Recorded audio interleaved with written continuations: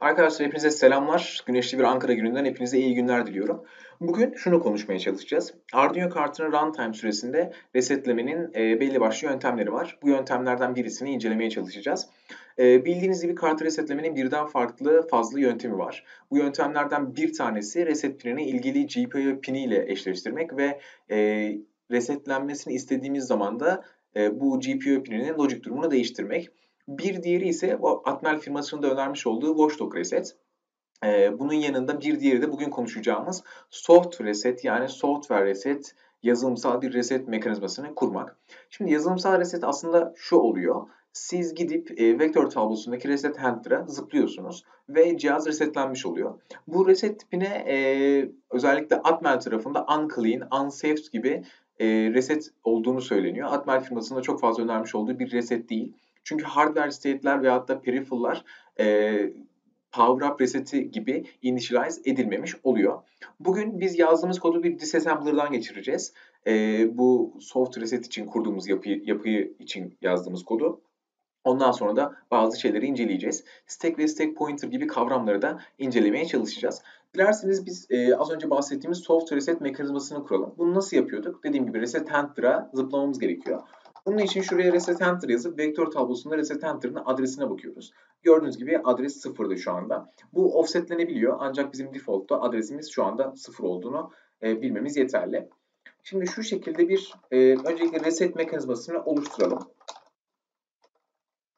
Reset func diyorum. Herhangi bir parametre almayacak benim function pointer'ım. Reset func ve reset deyip bunu da 0. adrese atamış oluyorum. Şu anda ben reset fonksiyonunu çağırdığımda 0. adrese jump edecek. Bu da reset handler olduğu için de cihazım resetlenmiş gibi davranacak. Bu arada eğer typedef bildirimi yapmazsanız da şu şekilde yapabilirsiniz. İşte reset func 0. adrese bir atama yapıyoruz. Yine herhangi bir şekilde parametresi yok. Şimdi bunu debug edebilmek için serialimi başlatıyorum. Ardından cihazımın ayağa kalktığını anlamak için bir not düşeceğim. Diyeceğim ki cihaz ayakta. Ardından cihazımın loop'ta olduğunu belirttiğim bir debug atacağım. Diyeceğim ki arkadaş sen artık loop'tasın. Daha sonrasında da bir araya bir delay koyuyorum şu anda. Ve reset ismindeki yapımı çağırdım. Ardından cihaz buraya gelmedi diye bir bildirim atıyorum. Şimdi isterseniz bu kodu bir derleyelim.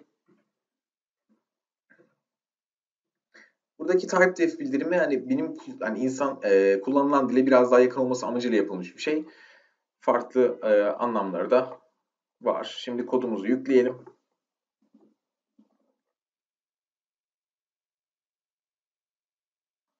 Evet, kodumuz yüklendi. Şu anda başlatıyorum. Gördüğünüz gibi cihaz ayakta ve cihaz loop'ta yazısı var. Cihaz buraya hiç ulaşmadan cihaz reset handler'daki vektör tablosundaki reset handler'a jump ediyor ve cihazımızı resetliyor. Şimdi şunu konuşacağız. Bunun unclean metot buna unclean metot denmesinin sebeplerinden birisi de şu. Stack pointer'ın eğer cihaz ayağa kalkarken bu RAM'in son noktasına atama yapılmamasından kaynaklı bazı durumlar oluşuyor. Bu da cihaz ayağa kalktığında stack yanlış lokasyondan başlayabiliyor. Bu durum oluşuyor mu oluşmuyor mu? Şimdi bunu disassembler yapacağız. Disassembler'dan geçireceğiz ve bu durumu inceleyeceğiz. Öncelikle biz stack nedir? Biraz buna bakalım. Şuraya stack yazalım. Evet, bir stack pointer var. Pointer dediğimiz şey bir şeyin adresini tutan bir değişken. Stack ne için kullanılıyormuş?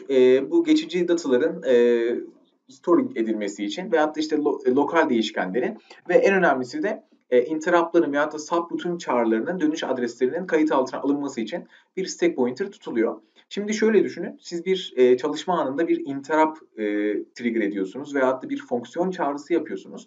Bu fonksiyon skobu bittikten sonra bu cihazın kaldığı yerden devam edebilmesi için bu dönüş adresini bir yerde tutması gerekiyor. Bu da stack içerisinde tutuluyor ve bu tutulan kısmı da stack pointer deniliyor. Stack pointer Şimdi şeylere bakacağız. Stack pointer'ımız nerede? RAM end dediğimiz RAM'in son noktası gibi nerede? Bunlara bakacağız. Bu şey yazıyor muydu? Stack pointer'ın bu bir yerde yazıyor ama evet şurada. Stack pointer'ın şurada gördüğünüz gibi herhangi bir subroutinin veyahut da interrupt'ın enable edilmeden, çağrılma execute edilmeden önce bunun internal RAM adresindeki son noktaya eşitlenmesi gerektiğinden bahsediyor bu stack pointer'ın. Şimdi biz de bunlara bakacağız. Öncelikle şunu göstereyim. Şurada şey yazdıralım biz. RAM'in son adresini yazdıralım. Diyelim ki RAM end diye zaten halihazırda bir makro var. Şunu hex kod olarak yazdıralım ve cihazı derleyelim. Yazılımı derleyelim. Cihazı nasıl derleyeceksek. Şimdi çalıştırdığımda gördüğünüz gibi RAM end 08FF diye bir nokta var. Yani bir MSB'si var, bir de bunun şeyi var. LSB'si var. Data Memory Map diyorum. Gördüğünüz gibi Data Memory Map'te bunun son adresi 08FF noktası olduğunu görüyorsunuz. Şimdi sizin diyelim ki burada çeşitli işte ne diyelim int sum diyelim. Int x, int y gibi çeşitli parametreleriniz olsun. Daha sonra return x artı y olsun mesela. Hatta şurada da mesela şey olsun int bir şey yani çeşitli matematiksel işlemlerin olduğunu düşünün. Burada tanımladığınız işte değişkenler vesaire bunların hepsi lokal değişken olduğu için bu fonksiyonuz kodu bittikten sonra bunların da ömürleri bitecek. Bunlar hepsi bu stack içerisinde depolanıyor. Daha sonrasında stack kendisi bunu push ve pop metotlarıyla stack'teki dağılımını ayarlıyor. Şimdi bunu sileyim. Bunun bir önemi yok. Konuyla şu an bir önemi yok. Daha sonrasında evet az önce gösterdiğim şekilde gördüğüm gibi 08 FF noktası var. Şimdi bu da cihaz ayağa kalktığında buna bir atama yapılması gerekiyor. RAM end noktasına. Şimdi biz o zaman şeye bakalım. Stack pointer.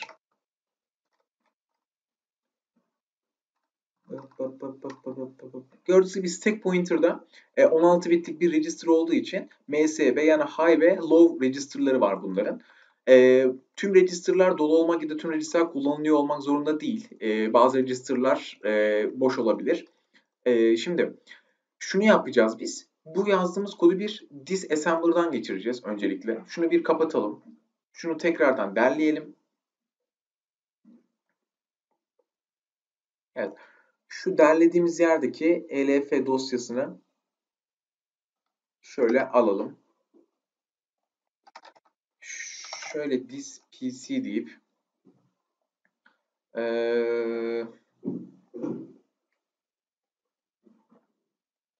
şimdi o yerin adresi tam olarak neredeydi? Arduino hardware tools AVR 1000. Aynen tamam. Biz burada bulduğumuz o adresi oraya taşıyacağız. Okey tamam. Şimdi şöyle yapalım. Şunu kopyaladık değil mi? Şuraya gidelim. Şu elf'yi alalım abi. Şuraya atalım. Şunu çalıştıralım. Şuranın adresini alalım. Tamamdır. Şu anda buradayız. Şimdi AVR object dump'ı çağırıyorum. -s parametremi koydum. Daha sonrasında benim sketch bu elf uzantısını aldım. Diyorum ki sen işte this asm txt diye bir dosya oluştur. Tabi access kabul etmedi. Bunu tekrardan yönetici olarak çalıştırıyorum. Şu adresi aldım. AVR object copy değil dump.exe'yi çalıştırdım. Eksi s parametremi koydum. Sketch'imi çağırdım. This asm txt diye bir şey yaptırdım. Şimdi gelelim burada. Şunu da alalım. Sublime'da çalıştıralım. Okunabilir olması için tekrardan bunu kaydetmeye gerek yok. Okey tamam.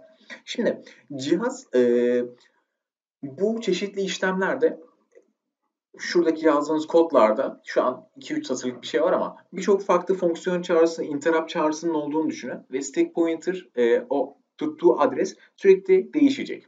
Siz bunu resetlediğinizde cihaz tekrardan ayağa kalkarken az önce bahsediyoruz subroutinlerden ve interruptlardan önce bu cihazın stack pointer'ının RAM end noktasına initialize edilmesi gerektiğinden bahsediyor. Peki bunu yapmazsak ne oluyor? Yanlış lokasyondan stack pointer başladığı için e, beklemediğimiz, unexpected dediğimiz durumlar oluşabiliyor. Şimdi biz şeye bakacağız. Gerçekten de biz bu şekilde resetlediğimizde arka planda kendisi bunu yapıyor mu yapmıyor mu? Buna bakacağız. Şimdi gördüğünüz gibi şunu tekrardan çağıracağım. Gel abi sen. Aynen. Stack pointer'ın ilgili adresleri var burada. 0x3e ve 0x3d gibi belli başlı adresler var. Şimdi 0x3'e yazdım. Evet. Burası gayet önemli bir yer bizim için.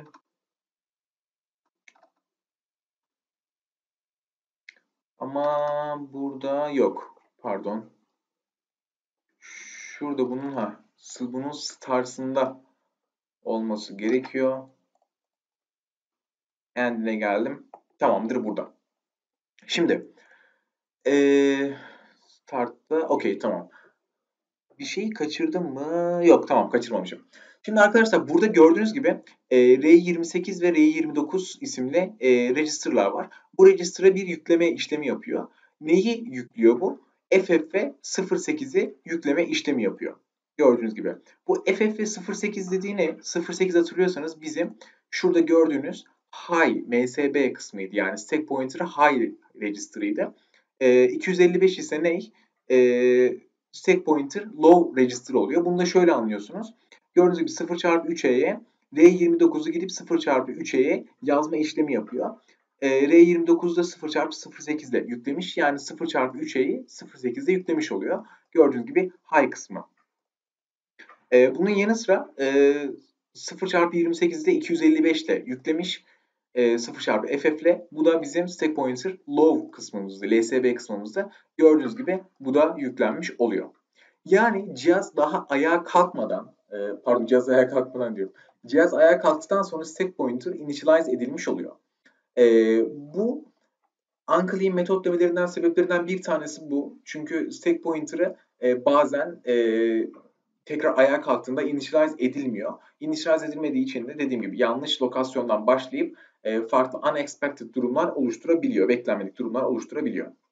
Bunun yanı sıra power up reseti gibi davranmıyor. Çünkü tekrardan bir bootloader kesinlikle çalıştırmıyor. Cihazın sadece sketch'in başından tekrarlıyor bu yazılımın başından tekrarlıyor ve haliyle sizin o öncesinde yapılan işte peripheral'lardaki temizlikler, hardware state'ler hiçbir şekilde değişmemiş oluyor. Bunlar korunmuş oluyor. Evet, atladığım başka bir şey yoksa videoyu burada kapatıyorum. Hepinize dinlediğiniz için çok teşekkür ederim. Hepinize iyi çalışmalar diliyorum. Kolay gelsin.